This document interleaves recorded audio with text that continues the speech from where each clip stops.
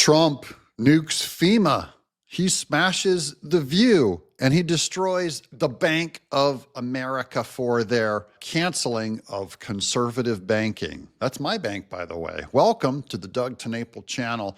We'll start with Trump over here on FEMA. He thought I was going to California. I said, no, I'm stopping in North Carolina first because they've been abused by what's happened. I mean, it's terrible. It should have been done. It should have been, a lot of things should have happened that didn't happen. So we're here. We're going to fix it out. We're working with the gentleman behind me, and you know who they are, and we're going to fix it. And we're going to fix it as fast as you can. It's a massive amount of damage. FEMA has really let us down, let the country down, and I don't know if that's Biden's fault or whose fault it is, but we're going to take over and we're going to do a good job. We're going to assign Mr. Whatley, who's fantastic, frankly, and the governor and everybody else that's going to work. We're going to supply the money, supply a lot of the money. Maybe you have to chip in something. You'll chip in a little something, like maybe 25% or whatever. But we're going to get it done as quickly as we can. And we want to take care of the people of North Carolina. It's so interesting. Everybody's talking about California. This is interesting to me because he has to make a stop at California also to address the fires. We're going to have that clip also, but he's saying he's holding back on federal funding of disaster relief based on two things that they must do first for him in the art of the deal before they can get his funding. But FEMA, he's going straight into North Carolina and he's going to unleash federal assistance on them to help them out. And just one more note, look how cool Melania Trump looks here.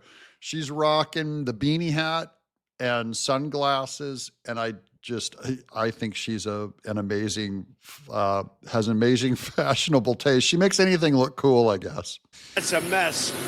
But I said, I'm not going to California until I stop in North Carolina. So here we are. We're going to go visit the site, and we're going to work with probably three of the congressmen, Republican congressmen, who've been fantastic, whose areas have been affected, and with Michael Whatley, the governor, and whoever else is, we decide to get involved. Probably less FEMA, because FEMA just hasn't done the job.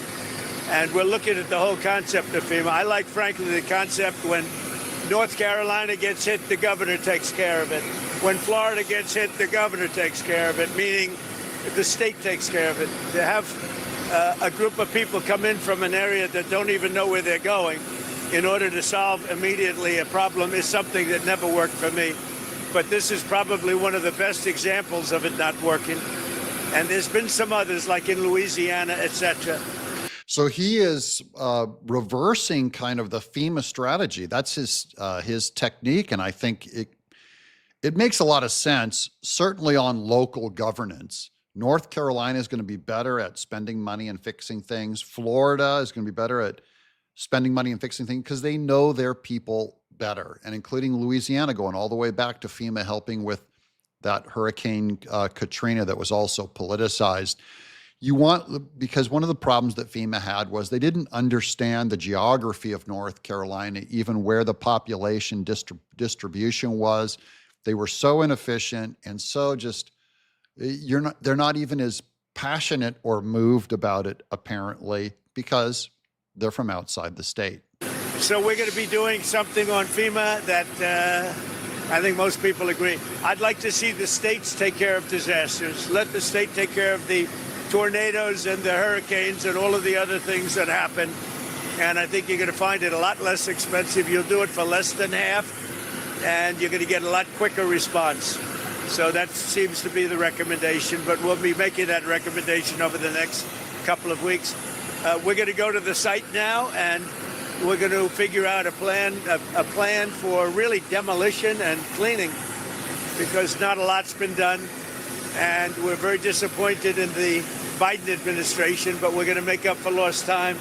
And I said I'd do that, and this is about the earliest we could possibly be here. Now, when he landed in North Carolina, I don't have the video here, you'll forgive me, but it's really quick. There were a bunch of victims there greeting him as Air Force One landed in front of them.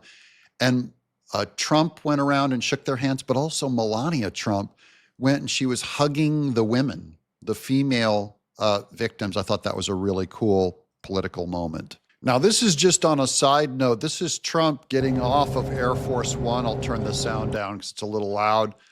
But he comes out. Now, these are the big boy stairs that Biden could never handle. These are called the tall. This is called the tall ramp. This is the one that Biden has fallen down. To make it even worse, Biden has fallen up these stairs.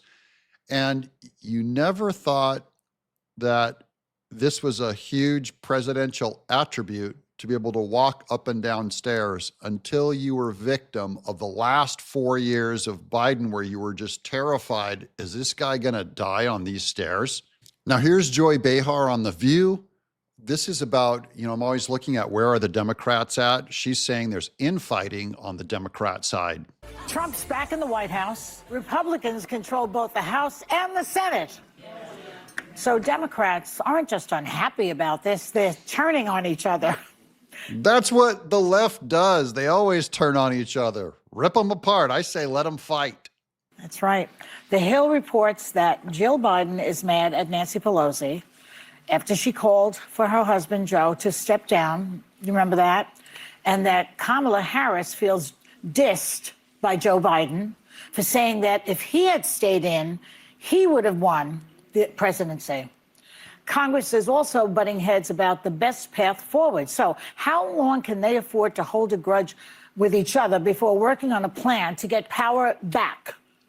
Why would you want power back to that failing institution? Notice she just said, how do we get power back? Regardless of, we're going to keep doing how about change your loser policy?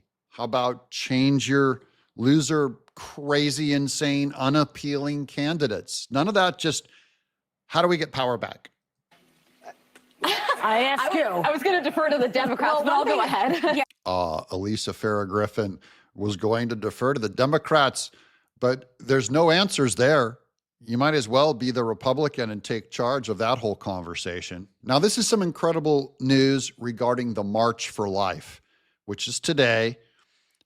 This is jailed pro-lifers are free. The House of Homeland Security's abortion website is shut down. J.D. Vance's first public address will be, as VP, will take place at the March for Life. Imagine what this year's rally would have looked like if the leadership was of Christianity Today. This is a sellout magazine. If you subscribe to Christianity Today, make sure that you unsubscribe.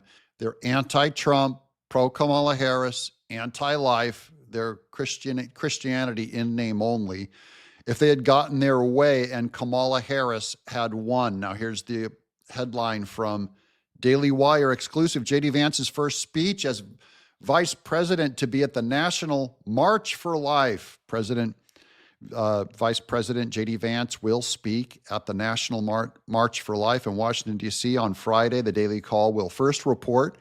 If we get any clips of that, we will share them here today. Thank you, J.D. Vance. And then more life news. This is Chip Roy. Rep. Chip Roy introduces bill to defund the pro-abortion, China-aligned UN population fund. This is from the Life site.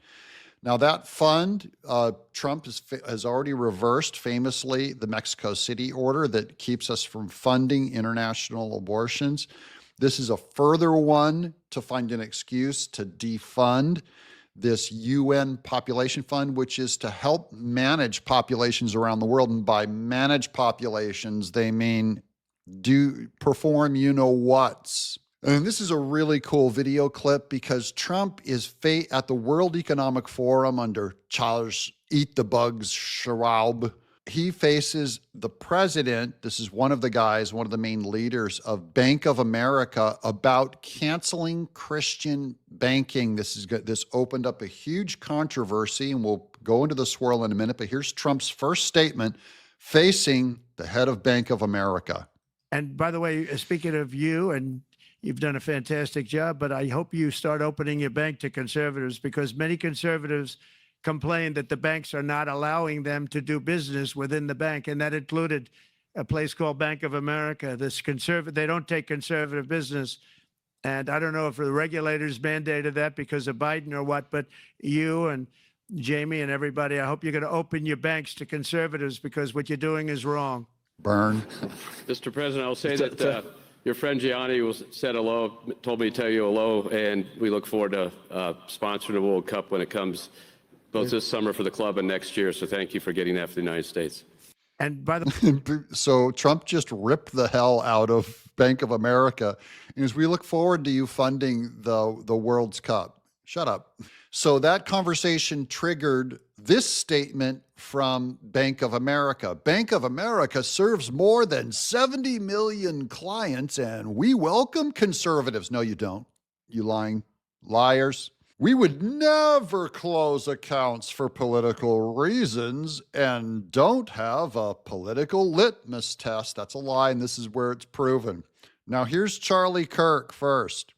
Charlie Kirk says this is total BS from Bank of America. I know dozens of people who lost their bank accounts due to their association with Trump. This is a lie, and the new Trump administration should do an investigation into this. We have the receipts. One of the receipts is this guy. Here's General Mike Flynn. This is total BS. My wife and I lost our accounts with Bank of America. In nearly 30 years, never missed a mortgage payment, near perfect credit score, always paid my bills. They dropped us without warning, strongest recommended, dumped them, and use a credit union instead. And there's Elon Musk. Wow. So those are actual conservatives that have had their banking canceled by Bank of America because they're lying. Conservatives know this, and they even lied about the lie, saying we would never do a political litmus test. And now we're going to show this final clip of Trump. These are the two things that he demands California do before he's willing to release federal funding to help them with their fire damage. This is fantastic stuff. Funding to Los Angeles because of its sanctuary city policy? I want to see two things in Los Angeles: voter ID so that the people have a chance to vote, and I want to see the water be released and come down into Los Angeles and throughout the state. Those are the two things. After that, I will be the greatest president that California has ever seen. I want the water to come down and come down to Los Angeles and also go out to all the farmland that's barren and dry. You know, they have land that they say is the equivalent of the land in Iowa, which is about as good as there is anywhere on earth. Now I'm from that area, the San Joaquin Valley. That's where we moved to when I was in fourth grade. I was raised in Denair, California, a tiny farm town outskirts of Turlock, outskirt of Modesto, outskirt of Sacramento, the state's capital. But that San Joaquin Valley, world's greatest farmland. And so he's right about, and it's been destroyed by removing the water, trying to rebalance water to save the Delta smelt some fish, allegedly. And it was really an opportunity. And then the small local farmers went out of business, and giant industrial farming came in and started buying up the land for cheap as the farmers went out of business. The problem is it's artificial because they artificially stop the water from going onto the land. So I want two things. I want voter ID for the people of California, and they all want it. Right now, you don't have voter ID. People want to have voter identification. You want to have proof of citizenship. Ideally, you have one-day voting, but I just want voter ID as a start, and I want the water to be released, and they're going to get a lot of help from the U.S. Thank you very much. I'll see you. So he sounds confident that he's going to get this. They're going to get a lot of help from the U.S. if they comply with the art of the deal. Two biggest changes in California. Forget L.A. for just a second. The two biggest changes that would turn California around. Number one is if they did release that water from the north where all the water comes in and let it pour down that San Joaquin Valley to the farmers. But also, it will get down to the fire departments down in LA. So this is about removing California's psychotic management, mismanagement of water. And then the second one is on demanding voter ID to keep illegals from voting. That alone would flip probably half of California Republican. All the coastal cities would remain Democrat.